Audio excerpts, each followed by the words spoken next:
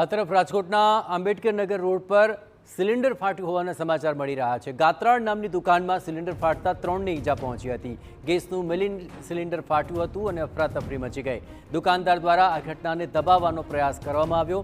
દુકાનમાં જ દેશી દારૂનું વેચાણ ચાલતું હોવાની પણ આશંકા છે।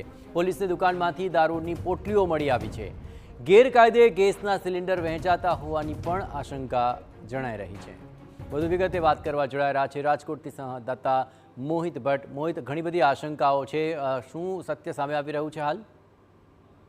જયેશ, રાજકોટના કાલાવડ રોડ પર નજીક જે આંબેડકરનગર મેઇન રોડ આવેલો છે ત્યાં જે એક ગાત્રા ડિલક્સ નામની જે દુકાન છે ત્યાં આજે બપોરના સમયે અચાનક જ સિલિન્ડર છે તે ફાટ્યો હતો ને તેને કારણે 3 રાહદારીઓ છે તેઓ ઈજાગ્રસ્ત થયા હતા। જે પ્રાથમિક વિગત સામે આવી અને 3 જે ઈજાગ્રસ્તો છે તેને સિવિલ હોસ્પિટલમાં સારવારથી ખસેડવામાં આવ્યા હતા। પોલીસ અને પુરવઠા વિભાગ છે તેમના દ્વારા તાત્કાલિક અસરથી આ દુકાન છે તેમાં તપાસ હાથ ધરવામાં આવી હતી તો ચોંકાવનારી વિગતો સામે આવી હતી।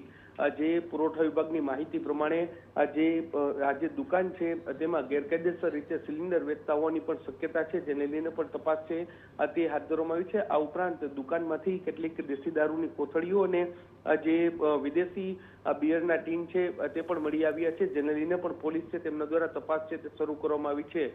આખી જે ઘટના બની ત્યારે આ ઘટનાને દબાવવાનો પ્રયાસ છે તે કરવામાં આવ્યો હોય તેવું પણ લાગી રહ્યું છે।